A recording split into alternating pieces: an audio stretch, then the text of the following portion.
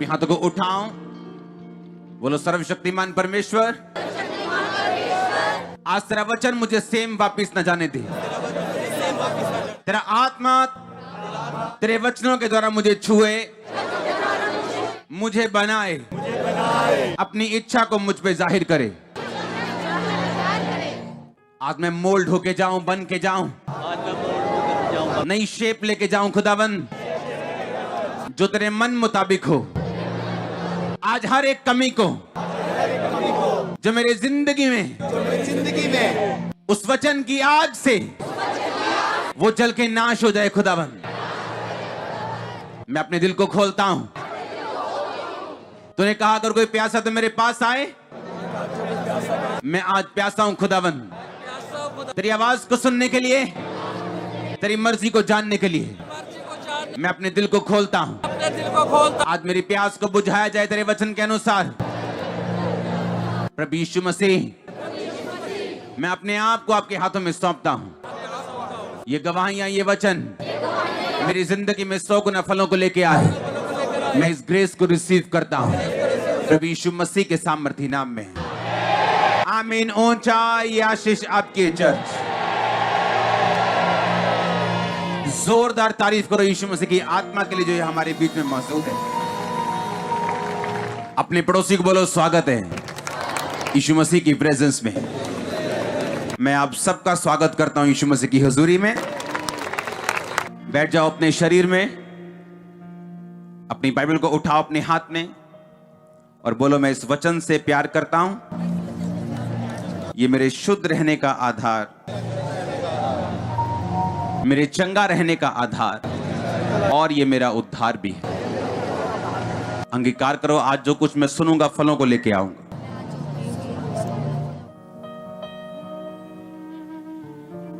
प्रभु यीशु मसीह के नाम में तारीफ करो जोर से।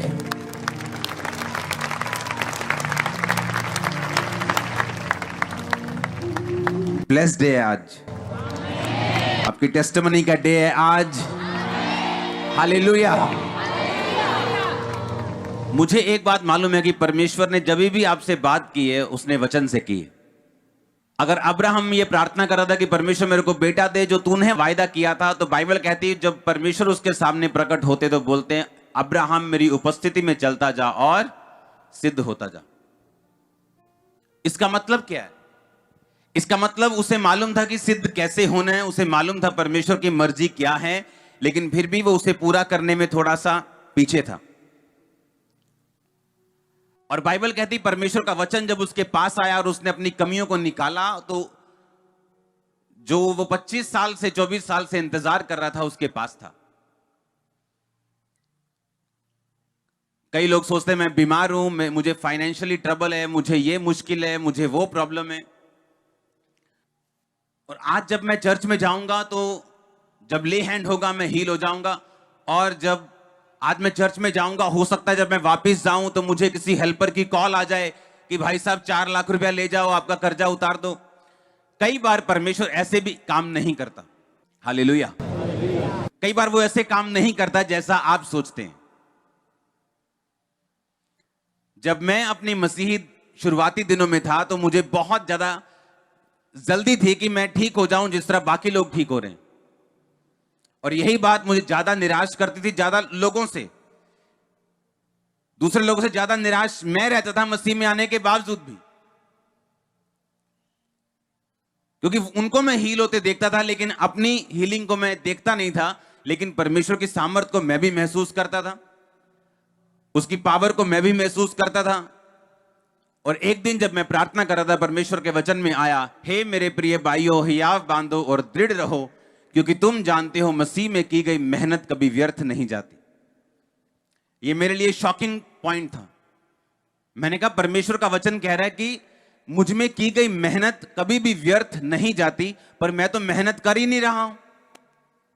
मैं तो 20 मिनट की प्रार्थना करता हूं और परमेश्वर से ये एक्सपेक्ट कर रहा हूं कि मेरी इतनी इतनी बड़ी बीमारियां जो डॉक्टर नहीं कर सकते, मैं उसको एक्सपेक्ट कर रहा हूं। परमेश्वर से ये मांग कर रहा हूं कि मेरी इतनी बड़ी बीमारियां चली जाएं, मेरे इतने बड़े रोग चले जाएं, मेरा परिवार ठीक हो जाए, सब मेरे विरोधी विरोध करना बंद कर दें, मेरे रास्ते साफ हो जाएं। इतनी बड़ी मैं डिमांड्स कर रहा हूं, लेकिन मेरी प्रार्थना कितनी है? 20 मिनट। तब क्या होता था कि जैसा आप वचन सुन रहे हैं आज, हर हफ्ते, हर संडे, हर थर्सडे आप ऑनलाइन सुन लेते, यहां सुन लेते, तब ऐसा नहीं था। हिंदी में कुछ ज्यादा डीप प्रीचिंग सुनने के लिए बहुत एफर्ट करना पड़ता था, फिर इंग्लिश में जाना पड़ता था, इंग्लिश में सुनते थे उसको, और फिर उसको समझते थे कि ये कैसे करना है, क्योंकि जहां हम ग्रुप्स में जाते थे बंदगी करने के लिए, वहां इतनी डीप प्रीचिंग नहीं होती थी। 1-2 टॉपिक होते थे, हर संडे उसी पे प्रचार होता था। तो परमेश्वर को पूरी तरह से समझना जो था, वो हमारे लिए एक एफर्ट लगता था, एक जोर लगता था कि क्या करें हम अपनी लाइफ में। और मैंने एक बात देखी, आपकी लाइफ का बड़ा ब्रेक थ्रू, वो हीलिंग हो, डिलीवरेंस हो, आपके परिवार का उद्धार हो, एनीथिंग जो आप चाहते हैं, परमेश्वर हमेशा उसे अपने वचन के जरिए भेजते हैं। हालेलुया। और उस वचन में क्या आया? मेरे भाइयों, हियाव बांधो और दृढ़ रहो, क्योंकि तुम जानते हो मसीह में की गई मेहनत कभी भी व्यर्थ नहीं जाती। ये मेरे लिए एक शॉकिंग वर्ड था, क्योंकि बाइबल में बहुत पढ़ता था रोज, ताकि मेरा मेंटली अपसेट के अटैक खत्म हो जाए, पढ़ते रहना 2 घंटे, 3 घंटे, 4 घंटे। लेकिन ये वचन मुझे ऐसा लगा कि ये परमेश्वर ने खास आज मुझसे बात की है मेरे ट्रबल को खत्म करने के लिए। वहां से एक जर्नी शुरू हुई, वहां से एक यात्रा शुरू हुई मेरी मसीह जिंदगी के अगले लेवल की, जहां से 40 रोजे रखने की शुरुआत हुई, रोज घंटों प्रार्थना करने की शुरुआत हुई। और उस मेहनत ने, जो परमेश्वर ने अपने ही ग्रेस से मुझसे ली, इसलिए आज आप मुझे यहां देखते हो। और मिनिस्ट्री में आपने देखा पिछले कई सालों में कई तरह के विरोध, कई तरह की दिक्कतें, कई तरह की मुश्किलें, लेकिन आपने आधा इंच भी इसको हिलते हुए नहीं देखा होगा, और कभी किसी को निराश नहीं देखा होगा, और हमेशा बढ़ते हुए देखा होगा। आप सुन रहे हैं मेरी बात के नहीं? ये उस वचन का नतीजा था जो शुरुआत में मुझे मिला। हालेलुया। वो अपने हमेशा वर्ड को भेजता है, आपको वचन को भेजता है, आपको चंगा करने के लिए या आपको जगाने के लिए। लूका की पुस्तक, उसका 11 बाब, उसकी 5 आयत को हम पढ़ेंगे। तब यीशु मसीह ने उनसे यानी चेलों से कहा, तुम में से ऐसा कौन है कि यदि तुम्हारा कोई दोस्त मित्र हो और वो आधी रात को तुम्हारे पास जाकर कहे, हे मित्र मुझे 3 रोटी दे, 3 रोटियां दे, क्योंकि एक यात्री मित्र मेरे पास आया है और उसके आगे रखने के लिए मेरे पास कुछ नहीं। और वह भीतर से उत्तर दे, मुझे दुख ना दे, द्वार अभी बंद है, मेरे बच्चे मेरे पास बेड पर हैं, इसलिए मैं तुझे उठकर नहीं दे सकता। मैं तुझसे कहता हूं, यदि उसका दोस्त होने पर भी वो उसे उठकर ना दे, तो भी उसके शर्म छोड़कर मांगने के कारण उसे जितनी आवश्यकता हो उतनी उठकर देगा। और मैं तुमसे कहता हूं कि मांगो तो तुम्हें दिया जाएगा, ढूंढो तो तुम पाओगे, खटखटाओ तो तुम्हारे लिए खोला जाएगा। क्योंकि जो कोई मांगता है उसे मिलता है, जो कोई ढूंढता है वह पाता है, जो कोई खटखटाता है उसके लिए खोला जाएगा। तारीफ करो जोर से। यीशु मसीह हमेशा अपने चेलों को एग्जाम्पल देके, अपने लोगों को कई बार एग्जाम्पल देके समझाते थे। उन्हें ऐसी कोई बात नहीं समझाते थे जो उनके सिर के ऊपर से निकल जाए। यीशु मसीह ने एग्जाम्पल दी। उसने कहा, एक मित्र कहता है, एक मित्र के पास जाकर आधी रात को खड़का के बोलते हैं कि मेरा कोई रिश्तेदार दोस्त आया अभी आधी रात को, मुझे रोटियां दे, मेरे पास उसको देने के लिए कुछ नहीं। कहता अंदर से आवाज आती है कि मैं अपने बच्चों के साथ बेड पे हूं, मैं तुझे उठकर नहीं दे सकता। कहता तो भी ये नहीं कि वो उसका दोस्त है इसलिए नहीं, कहता इसलिए कि उसने शर्म छोड़कर, कि बेशर्म हो गया वो, और कहता ही रहा, नहीं यार पाजी दे लो यार, प्लीज यार दे लो, है नहीं कुछ मेरे को। कहता लगातार वो खड़काता रहा, नॉक करता रहा। कहता अंदर वाला उठा और उसने रोटियां दी। कहता इसलिए नहीं दी कि वो उसका मित्र था, कहता इसलिए क्योंकि उसने शर्म को छोड़कर मांगना नहीं छोड़ा। अब सुनो यीशु मसीह ने क्या कहा। उसने कहा, मैं तुमसे कहता हूं, मांगो तो तुम्हें दिया जाएगा।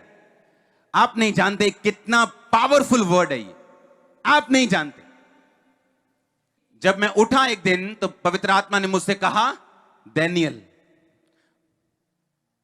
पढ़ नहीं रहा था, मैं स्टडी नहीं कर रहा था, महीने पहले सुना नहीं था, किसी से बात नहीं हुई कि डैनियल 3 टाइम परमेश्वर के सामने जाता था, प्रार्थना और धन्यवाद परमेश्वर को चढ़ाता था, और परमेश्वर मुझसे यह कह रहा था कि मैं भी उसी की तरह रोज जाऊं और अपनी विनतियां और प्रार्थनाएं परमेश्वर के सामने रखूं। होता क्या है, परमेश्वर इसमें एक बहुत पावरफुल वर्ड आपको बता रहे हैं। उसने कहा, मांगो तो दिया, ढूंढो तो तुम, खटखटाओ तो तुम्हारे लिए। जो कोई मांगता है उसे मिलता है, जो कोई ढूंढता है वह पाता, जो खटखटाता है उसके लिए खोला जाएगा। तुम में से ऐसा कौन होगा, कौन पिता होगा कि उसका बेटा उससे रोटी मांगे और वह उसे पत्थर दे, मछली मांगे तो उसे सांप दे, अंडा मांगे तो उसे बिच्छू दे। तुम बुरे होकर अपने बच्चों को अगर अच्छी वस्तुएं देना जानते हो तो तुम्हारा स्वर्गीय पिता अपने मांगने वालों को पवित्र आत्मा या अच्छी वस्तुएं क्यों ना देगा। अगर आपको यह वचन समझ आ जाए ना, आप दुनिया की कोई भी चीज प्रार्थना के द्वारा अपनी लाइफ में एंटर करवा सकते हो, एनीथिंग। वो क्या कह रहा है सुनो। उसने कहा, एक दोस्त किसी के दरवाजे पे गया और बोला कि मेरा कोई भाई दोस्त आया है, मुझे 3 रोटियां चाहिए। अंदर से आवाज आती है कि मैं नहीं दे सकता, मेरे बच्चे मेरे साथ सो रहे हैं, तो चला जा। यीशु मसीह ने कहा, फिर भी अंदर से उसने उठ के उसे रोटियां दी, इसलिए नहीं कि वो उसका दोस्त था जो खड़का रहा था, इसलिए कि उसने शर्म को छोड़ दिया और लगातार खटखटाता रहा। यीशु मसीह ने कहा, मांगो तो तुम्हें। अगर आपने गिव अप कर दिया, अरे क्या चर्च जाता तू हर संडे, तेरी टांग तो अभी ऐसी ही है, शर्म आ गई, मांगना छोड़ दिया। यीशु मसीह ने कहा, उससे सीखो जिसने शर्म नहीं की और मांगना जारी रखा। अरे क्या फिर वीरवार किराया तो है नहीं तेरे पास, लेकिन उसे मालूम है यीशु मसीह में की गई मेहनत कभी भी व्यर्थ नहीं होगी। सुनो मेरी बात, यीशु मसीह ने कहा, मांगो तो तुम्हें, ढूंढो तो तुम, खटखटाओ तो तुम्हारे लिए। कहता तुम मांगो, ढूंढो, कि मांगने के साथ साथ तुम्हें परमेश्वर की मर्जी को भी ढूंढना है। कि मैं अकेला मांग रहा हूं, सिगरेट पी पी के तो नहीं मांग रहा हूं, शराब पी पी के तो नहीं मांग रहा हूं, ब्लू फिल्में देख देख के तो नहीं मांग रहा हूं कि मेरी पुकार सुननी नहीं जा रही। उसने कहा, ढूंढो तो तुम पाओगे। कहता तुम मांगोगे तुम्हें दिया जाएगा, ढूंढोगे तुम तो पाओगे। इब्रानिया 11 उसकी 6 में लिखा, मैं लास्ट आयत पढ़ूंगा, चलो मैं शुरू से पढ़ता हूं। विश्वास बिना उसे प्रसन्न करना अन्न होना, क्योंकि परमेश्वर के पास आने वालों को विश्वास करना चाहिए कि वह है और वह अपने खोजने वालों को, अपने ढूंढने वालों को प्रतिफल देता है। एक तरफ से आप मांग रहे हैं, परमेश्वर मेरा ये काम कर, मेरा ये काम कर, मुझे हील कर, मुझे मैरिटल ब्रेक थ्रू दे, मुझे फाइनेंशियल ब्लेसिंग दे, मेरे कर्जे से मुझे आजाद कर। कहता साथ साथ तुम उसे क्या करोगे, ढूंढोगे। कैसे? अपनी कमियों को देखकर, वचन से ढूंढोगे उसको और अपने आप को साफ करते जाओगे, लेकिन मांगना नहीं छोड़ोगे। और उसने कहा जब तुम मांगना नहीं छोड़ोगे तो वो अपने खोजने वालों को क्या देता है, प्रतिफल। प्रतिफल का मतलब जितनी प्रार्थनाएं आपने पास्ट में की हैं और आपको उत्तर नहीं मिला, उन सब का हिसाब परमेश्वर अगली बार कर देंगे। इसका प्रतिफल का मतलब ये होता है। फल का मतलब होता है आपने प्रार्थना की, रोजे रखे, उत्तर आया। प्रतिफल का मतलब ये है कि आप प्रार्थना कर रहे हैं, लेकिन परमेश्वर को अभी कुछ चीजें ऐसी हैं जो आपकी जिंदगी में चेंज चाहिए, मोल्ड चाहिए, बदलाव चाहिए उसको, और वो उन प्रार्थनाओं को अपने पास रखता है जब तक आप उस बदलाव को नहीं करते। चाहे वो माफी का बदलाव हो, चाहे वो एक मन होकर सिर्फ यीशु मसीह को मानने का बदलाव हो, क्योंकि यीशु मसीह के पास लोग आ जाते हैं लेकिन अभी भी रीति रिवाजों को नहीं छोड़ते, पुरानी चीजों को नहीं छोड़ते, साथ साथ वो भी चलती। तो परमेश्वर कहता मैं अपने खोजने वालों को प्रतिफल दूंगा, जो तुमने प्रार्थनाएं की हैं मैं उनको संभाल के रखूंगा। जब तुम मुझे खोजना शुरू करोगे पूरे दिल से तो मैं तुम्हें मिलूंगा भी और मैं तुम्हें प्रतिफल भी दूंगा। और कहता खटखटाओ तो तुम्हारे लिए। लूका 18 उसमें लिखा, उसकी 1 से 8। फिर उसने इसके विषय में कि नित्य प्रार्थना करना और हियाव ना छोड़ना चाहिए, उनसे ये दृष्टांत यानी एग्जाम्पल कही। किसी नगर में एक न्यायी रहता था जो ना परमेश्वर से डरता और ना किसी मनुष्य की परवाह करता था। उस नगर में एक विधवा भी रहती थी, उसके पास आ आकर कहती थी मेरा न्याय चुकाकर मुझे मुद्दई से बचा। कुछ समय तक वो ना माना, परंतु अंत में मन में विचार कर कर कहा ना तो मैं परमेश्वर से डरता हूं ना ही मनुष्यों की परवाह करता हूं, तो भी ये विधवा मुझे सताती रहती है, इसलिए मैं उसका काम कर दूंगा, उसका न्याय चुका दूंगा। कहीं ऐसा ना हो कि घड़ी घड़ी आकर वो मेरे नाक में दम करे। प्रभु ने कहा सुनो ये अधर्मी न्यायी क्या कहता है, इसलिए क्या परमेश्वर अपने चुने हुओं का न्याय नहीं करेगा? जो दिन रात उसकी दुहाई देते रहते हैं, क्या वो उनके विषय में देर करेगा? परमेश्वर ने कहा अगर एक विधवा एक पापी के पास जाती है और पापी सोच रहा है कि ये बार बार मेरे नाक में दम कर रही है, मैं इसका काम कर ही देता हूं। परमेश्वर ने कहा वो आदमी जो ना तो परमेश्वर की डरता है ना किसी बंदे की परवाह करता है, रूखा सूखा आदमी है, वो भी ये सोच रहा है कि मैं इस विधवा का काम कर दूंगा क्योंकि ये बार बार मेरे पास आके मेरे नाक में नहीं तो दम करेगी। परमेश्वर ने कहा सुनो ये अधर्मी न्यायी क्या कहता है। कहता अगर अधर्मी न्यायी उसका न्याय कर सकता है तो क्या जो दिन और रात मेरे नाम की दुहाई देते हैं, परमेश्वर कहता क्या मैं उनके विषय में देर करूंगा? कई बार आपको सिंपल वचन देना बहुत जरूरी है, क्योंकि जब आप सुबह जाएंगे प्रार्थना में और परमेश्वर से मांगेंगे, इस तरह से नहीं मांगेंगे कि अगर आपकी प्रार्थना रिक्वेस्ट पूरी ना हुई तो आप विश्वास से हट जाएंगे या पाप की राह को चुन लेंगे या आप कुछ गलत स्टेप उठा लेंगे। इस तरह से नहीं। आप सुबह जब परमेश्वर के सामने जाएंगे और परमेश्वर से बोलेंगे परमेश्वर मुझे इस ट्रबल से छुड़ा, फलाने व्यक्ति के दिल दिमाग रूह जिस्म जान पर तू अपना अधिकार कर, मुझे इस मुसीबत से छुड़ा और मेरा हल तू इस तरह से कर। सुबह प्रार्थना। आप दोपहर को बैठे दोपहर को प्रार्थना, रात को बैठे रात को प्रार्थना, बिना किसी मेंटल प्रेशर के, बिना किसी कंडीशन के, बिना किसी सेकंड बी प्लान के कि अगर मेरी ये प्रार्थना पूरी ना हुई तो मैं कोई और रास्ता अपनाऊंगा। आपके मन में सिर्फ इतना ही होना चाहिए कि अगर ये प्रार्थना पूरी ना भी हुई तो भी तो वो मेरा परमेश्वर ही रहेगा। अगर किसी दिन आपके बाप ने आपको 100 रुपया नहीं दिया तो आप पड़ोसी को बाप थोड़ी बना लोगे जाके। बाप तो बाप ही रहेगा, वो मारे तो भी रहेगा, डांटे तो भी रहेगा, दे कुछ तो भी रहेगा, ना दे तो भी कुछ रहेगा। आमीन। इस तरह से जब आप मेहनत करनी शुरू करेंगे और अपने आप को आप परमेश्वर के सामने समर्पित करेंगे, ढूंढो तो पाओगे, यानी आप परमेश्वर को ढूंढेंगे, अपनी कमियों को ढूंढेंगे, वचन से ढूंढेंगे, चर्च आके सुनेंगे परमेश्वर क्या कहते हैं और खटखटाएंगे, यानी आप उस प्रार्थना को करना कभी भी छोड़ेंगे नहीं। कब तक खटखटाएंगे? जब तक परमेश्वर दरवाजा नहीं खोलता। परमेश्वर आपको इसमें एक सीक्रेट दे रहा है जो आपको बड़े ध्यान से समझने की जरूरत। आप शायद समझ नहीं रहे इसको, वो आपको एक भेद दे रहे हैं। उसने कहा, कहता वो बंदा जो अंदर बैठा है इसलिए नहीं कि वो उसका दोस्त है उठकर रोटियां दे रहे, कहता उस शर्म छोड़ दी उसने और मांगता रहा। आप समझ रहे मेरी बात? कहता मांगो तो दिया। समझ आ रही कि नहीं? मेरे ख्याल से पूरे लोगों को नहीं आ रही, अभी भी आ रही क्या? आप समझो ध्यान से। उसने कहा अंदर वाला बंदा बाहर वाले बंदे को 3 रोटियां इसलिए नहीं देने आया क्योंकि वो उसका दोस्त था, कि उसने अपने दोस्त को देनी है तो मेरा दोस्त मांग रहा है मैं जाके दे दूं। उसने कहा नहीं, वो इसलिए उसको उठना पड़ा क्योंकि उसने शर्म को छोड़कर मांगा। यीशु मसीह ने कहा मांगो तो दिया।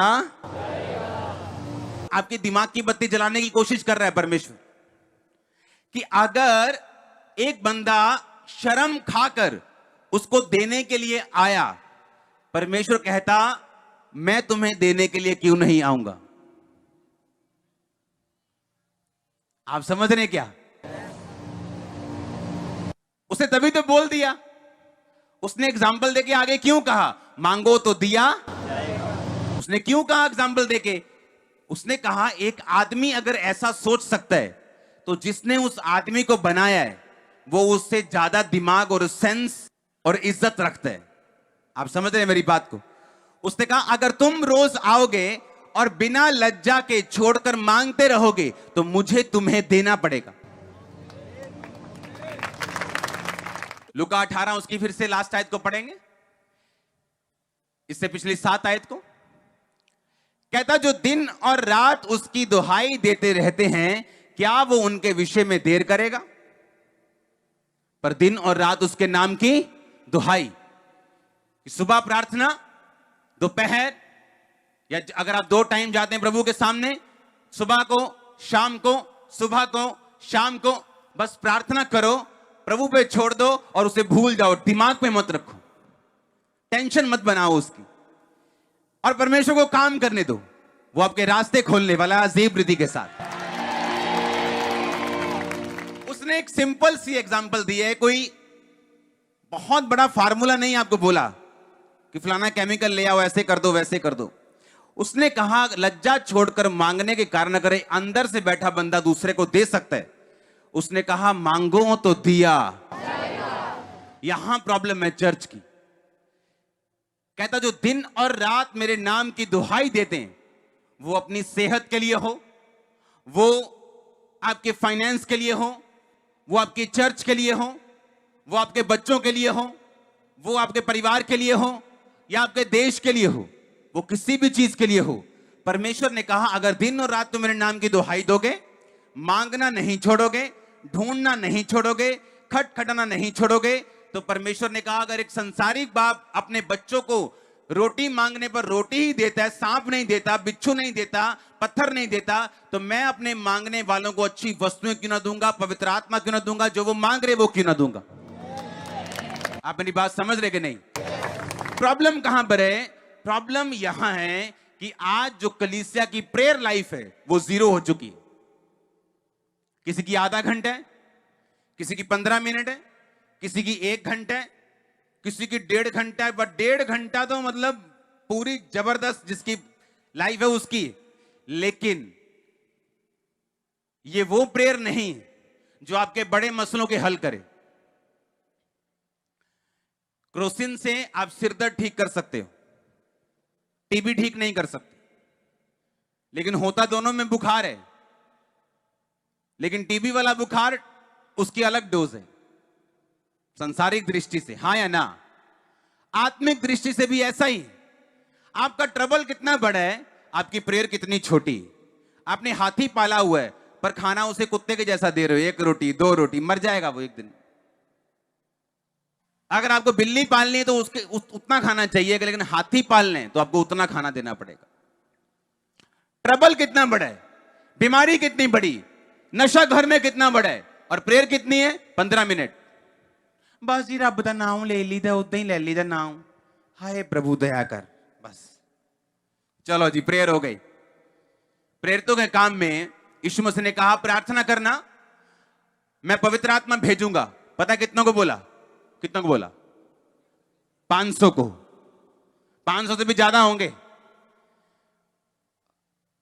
और प्रार्थना करते करते करते करते करते करते कितने रह गए? 120। 380 कहां गए? क्योंकि हर एक बंदे के पास धीरज नहीं है कि वो लंबी प्रार्थना कर सके। 2 दिन जोश में कर ली, 3 दिन रात के रोजे दे खामरा चर्च में आगे कर ली, क्या उसको फॉलो किया आपने घर में रोज? नहीं। लेकिन जो लोग लगातार प्रार्थना करते रहे और कंटिन्यू प्रेयर करते रहे और छोड़ा नहीं, लगातार लगातार लगातार, उन पे पवित्र आत्मा उतरा और गैर भाषा उन्होंने बोली और दुनिया को चेंज किया। हां या ना? बात यह है कि आपकी prayer life is equal to जितनी भी है उतना ही आपको हेवनली स्वर्गीय एक्सपीरियंस होंगे, उतना ही हाथ आपको परमेश्वर का अपनी लाइफ में दिखने वाला है। अगर प्रार्थना आधे घंटे की है, आपकी ब्लेसिंग भी आधे घंटे वाली आपको नजर आएगी, पावर भी आधे घंटे वाली नजर आएगी। लेकिन अगर आपको पावर वैसी चाहिए, आपकी प्रेयर लाइफ वैसी होगी। पौलुस लिखा, एक टाइम पर स्पेशल प्रार्थना करने के लिए शहर से बाहर जा रहा था। प्रेयर का इतना महत्व था उनके। आज प्रेयर कैसे होती? दाल चाड़ी है पांव ऊपर, चलो प्रेयर ते बैजिए 15 मिनट, एक नाले गिनी भी जानी है सीटियां, 2 हो गई, चलो जी 3 हो गई, करी बंद कुड़िए, 4 हो गई, करी बंद करी बंद। और ये प्रेयर लाइफ इमेजिन करो, और शैतान कितना खुश हो रहा होगा ऐसी प्रेयर लाइफ। प्रेयर कर रहे हैं, फोन ऑन है, कभी भी घंटी बज सकती है, आप मजाक कर रहे हैं। पौलुस स्पेशल जा रहे, प्रेयर करनी है। अच्छा कहां चलें? चलो शहर के बाहर चलें। शहर के बाहर पैदल जा रहे हैं, शायद उसे आधा पौना घंटा चल के गया होगा प्रेयर करने के लिए। और लिखा, रास्ते में एक औरत मिलती है जो बड़ी प्रभावशाली थी। वो उससे वचन को सुनती है और अपना जीवन प्रभु को देती है, अपने घर ले जाती है। और लिखा, बहुत से लोग परमेश्वर में आते हैं। इसका मतलब क्या? इसका मतलब जो लोग प्रेयर में ज्यादा हैं वो सोल सेविंग में भी ज्यादा होंगे और ज्यादा रूहें बचेंगी उनके द्वारा। हाँ या ना?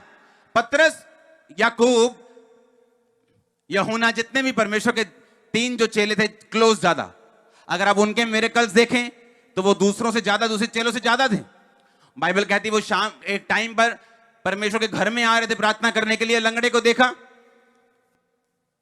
और उस लंगड़े का हाथ पकड़ा, उठाया, उसे चला दिया। लेकिन पतरस उस समय लंगड़ा चलाने के लिए नहीं, कहां जा रहा था?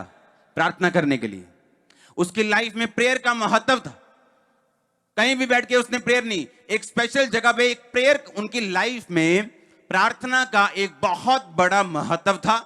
उन्हें मालूम था प्रार्थना यानी परमेश्वर से बात करनी, उसके साथ सहभागिता करनी, अपना प्रभु को देना और प्रभु से उसका लेना, उसका हेवनली मसा, उसकी ग्रेस, उसकी पावर को, उसके भेदों को प्रार्थना में लेना और फिर जाकर लोगों को डिलीवर करना। उनकी जिंदगी में प्रार्थना का एक बड़ा महत्व था और इसीलिए वो लंगड़ा चलाने के लिए वहां नहीं गया। बाइबल कहती है वो प्रेयर करने के लिए जा रहा था और वहां हीलिंग हुई, जेन्युइन हीलिंग्स, बड़ी हीलिंग्स। उस मिनिस्ट्री में आपको ज्यादा दिखेंगी जो लोग प्रेयर में ज्यादा हैं, सोल सेविंग जो प्रेयर में ज्यादा हैं। कितने मेरी बात को समझ रहे हैं? उसने कहा क्या वो देर करेगा? देर करेगा बोलो? जो दिन और रात उसकी नाम की दुहाई दे रहे हैं, उसने कहा क्या वो देर करेगा? मांगो तो दिया, ढूंढो तो तुम, खटखटाओ तुम्हारे लिए खोला जाएगा। कहता लज्जा छोड़कर मांगने के कारण उसका मित्र उठा और उसे 3 रोटियां दी। कहता मांगो तो दिया। अगर आप रोज जाएंगे परमेश्वर के सामने, उसे उत्तर देना पड़ेगा आपकी प्रार्थना का। वो अपने वचन से पीछे नहीं हट सकता। आप ढूंढेंगे, उसने कहा तुम पाओगे। क्या ढूंढेंगे आप? परमेश्वर को, कि मेरे में क्या कमी। आप बाइबल पढ़ेंगे, आप निकालेंगे उन कमियों को, खटखटाएंगे, यानी लगातार उस प्रार्थना को परमेश्वर के सामने रखें। एक औरत के घर में एक परमेश्वर का दास गया। प्रार्थना करते वक्त उसने देखा कि 2 सांप है और उनके पेट बहुत बड़े बड़े हैं। उसका मतलब क्या निकला कि उसने कहा तुम क्या कोई प्रार्थना कर रही थी? औरत को बोला, कहती हां, मैं प्रार्थना कर रही थी कि परमेश्वर मुझे एक बैलों की जोड़ी दे, और परमेश्वर से मैं लगातार प्रार्थना कर रही थी। उसने कहा तो क्या हुआ? उसने कहा मैंने वचन सुना था मांगो तो दिया जाएगा, मैंने बड़ी प्रार्थना की उस दिन। पर कहती जैसे जैसे दिन बीतते गए मेरी प्रेयर स्लो होती गई, कम होती गई, और एक दिन मैंने प्रार्थना करनी फिर छोड़ दी। उसने कहा आपने क्या देखा दर्शन में? उसने कहा मैंने देखा 2 सांप है, उनके पेट बहुत बड़े बड़े हैं। उसने कहा ये वही ब्लेसिंग थी जो तेरे मांगने पर परमेश्वर ने भेज दी थी, पर तेरे गिव अप करने के कारण, क्विट करने के कारण, तेरे प्रार्थना बंद करने के कारण वो शैतान खा चुके हैं। एक परमेश्वर का दास, उसको परमेश्वर का आत्मा स्वर्ग में ले गया और उसको एक गोडाउन दिखाया। असली में बात है ये, एक बहुत बड़ा गोडाउन जहां पे गिफ्ट्स पड़े थे, पैक्ड गिफ्ट। तो उसने परमेश्वर को पूछा, परमेश्वर ये क्या है, ये इतने सारे गिफ्ट किन लोगों के लिए, किनको तू भेजना चाहता है? परमेश्वर कहता है नहीं, ये लोगों के लिए नहीं है, ये वो लोगों के गिफ्ट हैं जो उनके मांगने के कारण मैंने भेजे थे, लेकिन उनके गिव अप करने के कारण, कि जब उनको मिलने वाला था उन्होंने प्रार्थना छोड़ दी, और ये गिफ्ट उन्हीं के हैं लेकिन गोडाउन में पड़े। और ये रियल दर्शन है। और इसीलिए परमेश्वर ने अकेला ये नहीं कहा मांगो तो दिया, उसने कहा खटखटाओ तो तुम्हारे लिए। यानी तुम्हें अगर प्रेयर में बैठना है तो तुम्हें यह याद रखना है, तुम्हारा एक शत्रु भी है, तुम्हारा एक दुश्मन भी है जो तुम्हारे विश्वास के साथ लड़ेगा, ताकि तुम्हें इस वचन से हटाया जा सके। अगर तुम ना हटे तो मुझे तुम्हें देना पड़ेगा, क्योंकि एक विधवा का काम अगर एक पापी बंदा कर सकता है, क्योंकि वो डरता है कि बार बार आएगी, तो परमेश्वर कहता मैं तुम्हारा न्याय क्यों कर नहीं चुकाऊंगा अगर तुम दिन और रात मेरे नाम की दुहाई दोगे। मैं तुम्हें क्यों कर नहीं दूंगा। अगर एक दोस्त अपने शर्म छोड़कर मांगने वाले को दे सकता है, तो मैं तुम्हें क्यों ना देगा जो दिन और रात मेरे नाम की दुहाई दे रहे हैं। मैं आपको बता रहा हूं, अगर आपका बेटा मान लो नशे करते हैं, हां, बिगड़ा हुआ है, अंत का बिगड़ा हुआ है, अब टीके भी मतलब जबरदस्त लगा रहा है, मान लो लास्ट पोजीशन में चला गया, और आपने ये वचन सुनकर रोज परमेश्वर के सामने बैठने का फैसला कर लिया। आप सुबह बैठे, प्रभु को याद करवाया, आप दोपहर को बैठे, प्रभु को याद करवाया, शाम को बैठे, प्रभु को याद करवाया, कोई 1 महीना हो गया, उसके नशे और बढ़ गए, आपने गिव अप नहीं किया, आप मांगते रहे, ढूंढते रहे, खटखटाते रहे। एक दिन बस स्वर्गदूत ने एक थप्पड़ उसके जड़ने है, बस नशा सब छूट जाना है एक दिन में। मैं आपको बताऊं, जितना आपका मिरेकल, जितना आपको आपकी बीमारी बड़ी लगती, 1 सेकंड दूर है उसकी हीलिंग। ये मेरा एक्सपीरियंस है। आपको लगे ना 10 साल से प्रार्थना करने के कारण 1 पॉइंट भी फर्क नहीं पड़ा, मैं आपको बता रहा हूं 1 इंच दूर है तभी भी हीलिंग। मैं आपको सच कह रहा हूं, 1 इंच। ये मेरे लाइफ का एक्सपीरियंस है। आपने गिव अप नहीं करना, आपने खटखटाना नहीं छोड़ना, मांगना नहीं छोड़ना, ढूंढना नहीं छोड़ना, दिन और रात उसके नाम की दुहाई देना नहीं छोड़ना। आप चमकने वाले अगर आमीन हो चाहे चर्च। आप मेरी बात को समझ रहे कि नहीं? हमारा प्रॉब्लम बड़ा है, हमारी प्रेयर लाइफ छोटी है। मान लो आपकी लाइफ में एक ऐसा मसला खड़ा हो गया कि जहां पर आपको वो हल करवाना ही करवाना है। मान लो एक बंदा है जिसको फांसी की सजा है, हां, कौन फांसी की सजा माफ कर सकता है? कौन कर सकता है? हां, नहीं, उसके बाद जज ने दे दी, राष्ट्रपति, उसके अलावा और कोई नहीं कर सकता। मान लो एक बंदे को फांसी की सजा हो गई, जज ने दे दी, हां, पहली कोर्ट ने दे दी, हाई कोर्ट ने, सुप्रीम ने भी दे दी। इमेजिन करो उसे फांसी की सजा माफ करवानी, हां, एमएलए के घर से हो जाएगी, सरपंच के घर से हो जाएगी? नहीं, वो रोज जाएगा सरपंच के घर, 10 बार जाएगा रोज, हो जाएगी? आपका घरेलू झगड़ा है, आपका सरपंच उसे मिटा सकता है, हां, वो दबका मारेगा, ओए जाका भेजा, हुणे अंदर नहीं था, वो खत्म हो जाएगा। लेकिन अगर बड़ा काम है तो लेवल क्या, उसी हिसाब से काम होगा। आपका काम तो बड़ा है, आपका बेटा मरने में आ गया, इतने नशे करते हैं, अभी भी आपकी प्रेयर 15 मिनट की है। आपकी बीमारी की इतनी बड़ी रिपोर्ट डॉक्टर ने दी है, कैंसर की, लेकिन प्रेयर लाइव अभी भी आधा घंटे की है। आप अपने आप के साथ मजाक कर रहे हो। आप बोलते नहीं जी, मैं तो हाथी को रोज खाना खिलाता हूं। कितना? 2 रोटियां। ये तो बताया नहीं 2 रोटियां देता हूं रोज, पर हाथी मर गया जी। खाना रोज देते थे? हाँ जी रोज देता था। पानी रोज पीता था? हाँ जी रोज। जी कोई बीमारी तो नहीं थी? नहीं जी। पर रोटियां कितनी देते थे? 2 जी। मैं कहा मैं भी 2 खाना, मैंने भी 2 दे देना। आप समझ रहे मेरी बात को कि नहीं? केस कितना बड़ा है। लाइफ दांव पे लगी, मैरिज किसी की दांव पे लगी, किसी का बिजनेस दांव पे लगा है, और प्रेयर कितनी है? आधा घंटा। और यीशु मसीह कह रहे हैं मांगो तो तुम्हें दिया। वो आपको पावर दे रहे हैं, आप इस पावर को रिसीव करके जाओ आज। आप मेरी बात समझ रहे हो कि नहीं? वो आपको पावर दे रहे हैं, वो आपको अधिकार दे रहे हैं। उसने ये नहीं कहा तुम जितना मर्जी मांगो मैं अपनी मर्जी से दूंगा, मैं तुमको पूछता भी नहीं, मैं जानता भी नहीं। वो ऐसा बोल सकता था, वो परमेश्वर है कि जब चाहे तब दूंगा। तो क्या कर लोगे तुम? केस कर दोगे? उसने कहा मांगो तो तुम्हें दिया जाएगा। लज्जा छोड़कर मांगते रहोगे। अगर एक बंदा दूसरे बंदे की हेल्प कर सकता है तो यीशु मसीह ने कहा मैं तुम्हारी हेल्प क्यों नहीं करूंगा।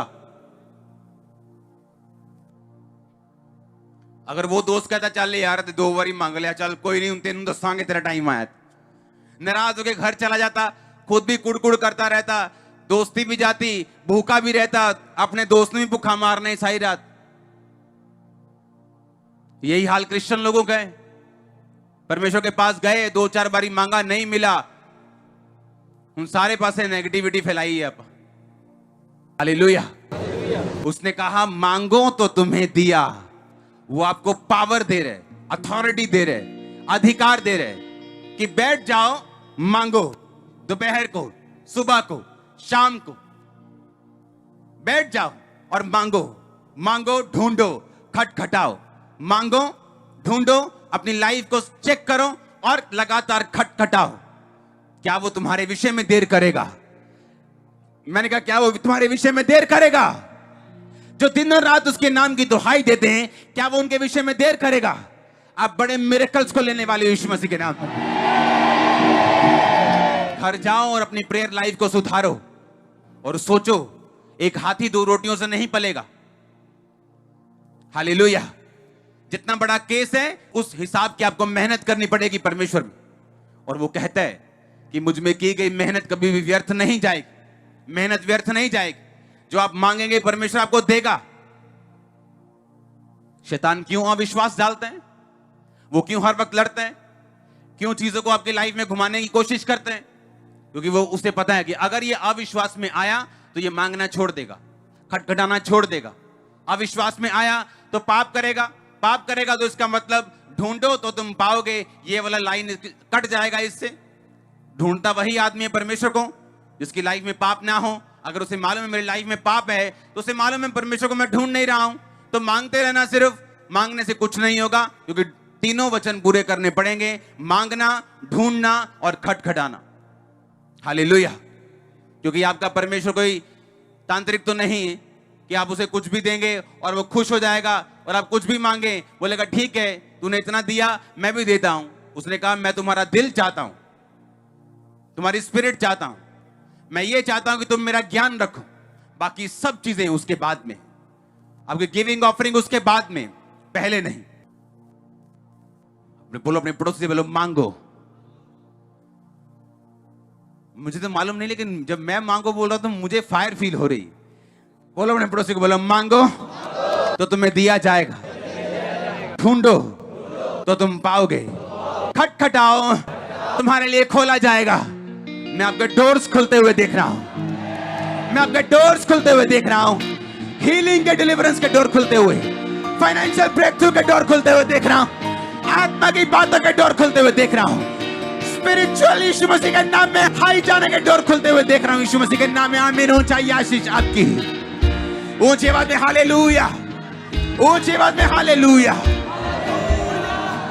आमीन। मैं कौन सी टेस्टिमनी आपको दूं?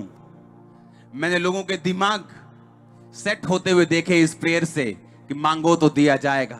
रोज प्रभु के सामने, रोज रोज रोज रोज रोज मैंने ढीठ आत्माओं को देखा है, ढीठ कामों को देखा है अपनी लाइफ के सामने, बहुत ढीठ। ऐसे खड़े होते थे, बोलते थे हाँ कर प्रेयर, रोज कर, रोज 3 टाइम 6 बार जा रोज, हम 1 इंच भी हटेंगे नहीं, तू कर प्रेयर। ऐसा उखाड़ा है ना परमेश्वर ने, ऐसा उखाड़ा है उसे। आप मुझे बताओ, अगर वचन आपके साथ है कौन जीतेगा, वचन या शैतान? वचन। बस अपनी राह पकड़े रहना, अपनी लाइन मत छोड़ना। प्रेयर का एक नियम बनाओ अपने घर में, ये टाइम अपने परिवार के साथ बैठो, छोटे बड़े सब इन्वॉल्व करो, दूध पीता बच्चा से लेके, अगर 4 पाई पर कोई बुजुर्ग है तो उसे भी बिठाओ उस प्रेयर में। एक टाइम परमेश्वर के सामने अकेले जाओ और प्रार्थना इस तरह से करो कि आपके मेंटल लेवल पे कोई प्रेशर ना हो कि अगर पूरी ना हुई तो क्या होगा। बस सोचो कि परमेश्वर के सामने रख दी, वो चंगा करे ना करे वो मेरा परमेश्वर। बस इस तरह से। कितनी देर तक वो नहीं सुनेगा? उसने कहा अगर वो शर्म छोड़कर मांगा और उसे शर्मिंदा करता उन्हें अंदर बैठे नु कीता कि नहीं कीता कि यार ते ले यार भाजी रिक्वेस्ट है भाजी आ मैं देखो दरवाजे मोरे लम्मे ही पै गया हूं। हाँ वो भी कहता है छाड़ यार। यीशु मसीह ने कहा मांगो तो तुम्हें दिया। लज्जा छोड़कर मांगना, शर्म छोड़कर मांगना। यहां ऐसे लोग हैं जिनको जब वर्शिप करते हैं ना तो ऐसे धीरे धीरे उनको शर्म आती कि मैं इतनी बड़ी पोजीशन पे हूं, लोग देख लेंगे ऑनलाइन तो क्या कहेंगे। यीशु मसीह ने कहा अगर तुम लज्जा छोड़कर मांगोगे तो मैं तुम्हें दूंगा। दाऊद की पत्नी बोली तू जब नाच रहा था तो तेरा पेट नजर आ रहा था, तेरे शरीर नजर आ रहा। उसने कहा जिस परमेश्वर ने मुझे ऊंचा किया नीचे से, उसके लिए मैं और नीचा होऊंगा ताकि मुझे और ऊंचा कर सके। ये जरूरी था आपको बेसिक कई बार भूल जाते हैं हम। कई बार हम हिंदी के टीचर बन जाते हैं लेकिन क ख भूल जाते हैं। कई बार सोचते क ख याद करो, कहां ग है कहां न है भूल गए। वो हाल कई बार क्रिश्चियन लोगों का है। हम गहरी बातों में चले जाते, गहरा और गहरा और गहरा। और बेसिक कहां गया हमारा? जहां प्रेरितों का काम है बेसिक पे टिका हुआ है। प्रेयर, वचन, फास्टिंग, बेसिक। अगर यही पूरा नहीं तो कोई इब्रानी पढ़ लो, यूनानी पढ़ लो, इधर चले जाओ उधर चले जाओ, कोई फर्क नहीं। अपने हाथों को उठाओ, थैंक यू जीसस। अपनी प्रेयर लाइफ को मेंटेन करने का वायदा करो, एक योजना बनाओ। उसने कहा एक दोस्त को दे सकता है तो मैं तुम्हें क्यों नहीं दूंगा। मांगो तो दिया जाएगा। वो तुम्हें देने के लिए तैयार है, इसका मतलब। हिलाओ अपने हाथों को, थैंक यू जीसस।